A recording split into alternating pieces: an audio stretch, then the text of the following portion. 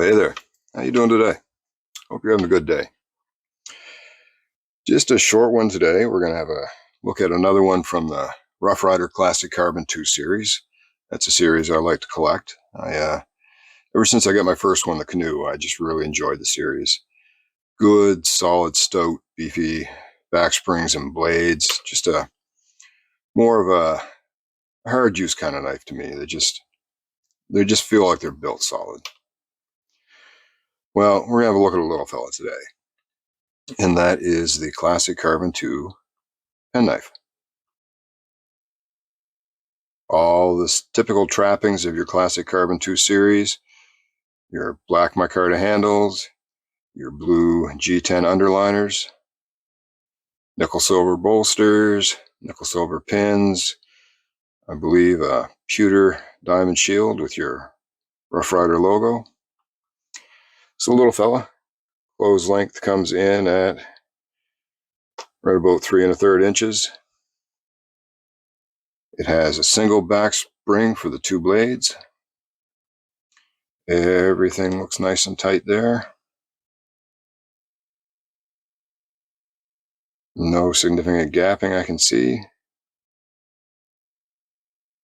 Your main blade with a half stop is a clip point. Swedging along the full length of the clip. Your match strike nail nick. Your Rough Ryder tang stamp. And here is your model number.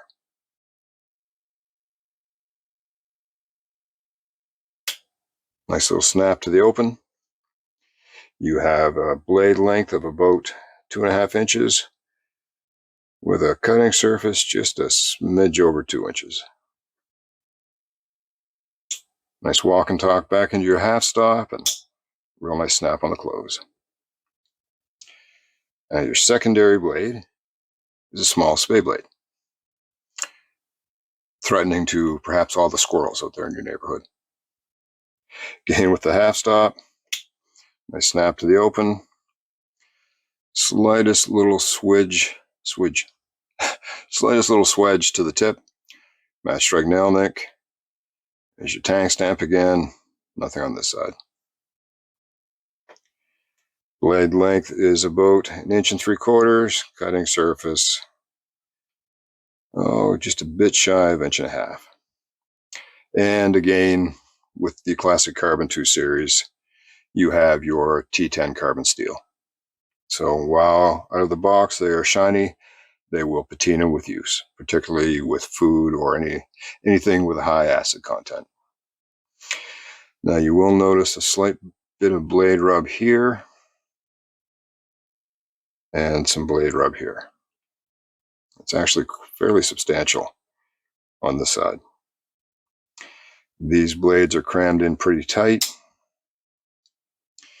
Your clip point is hugging the show side quite a bit there. There's maybe just a touch of blade rub towards the tip.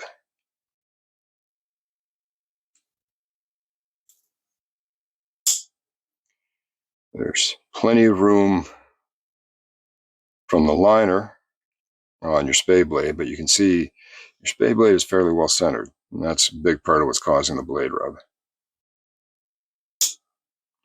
And another big part of that is where the spade blade is recessed farther in than the clip point.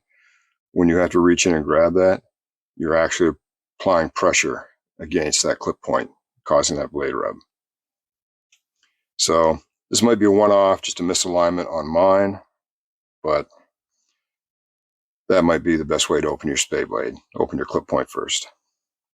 Now that blade rub, when this patinas, you're not going to see that anymore. Still great springs, which is common with the series, very snappy. And just a good little knife. Some people like a small knife, some people don't. I generally prefer a larger knife. I like something a little more substantial in my hand, but there's plenty of space in the world for the smaller knives. That's a good little apple peeler size there. Good little string cutter utility knife there, good for opening boxes and things like that. Cutting tape.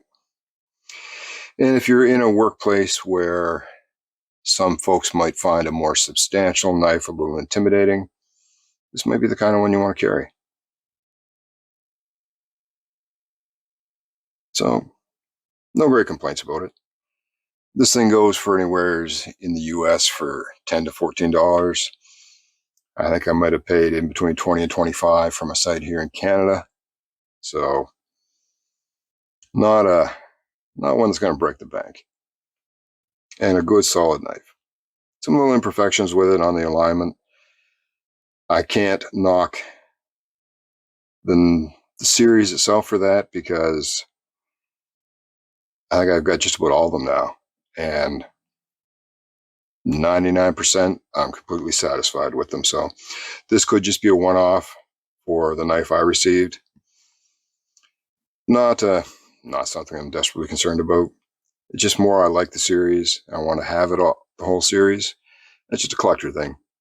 So if it's not perfect for what I'm paying for it, I'm not deeply concerned for that. Will I use it? Definitely. I'll find a use for it. Like I say, I like a more substantial knife, but every knife fills its niche, and this one will fill a niche for me somehow. So, good little third pocket dropper. You know, just because it's not a big knife doesn't mean it can't do lots of different things. Anyway, folks, I'd be remiss if I didn't do a cut test.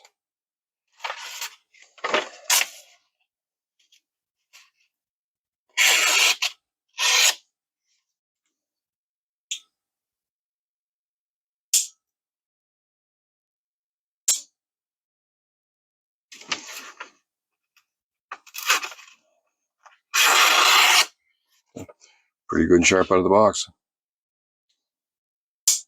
I just love that snap. Anyway, folks, that'll be it for today.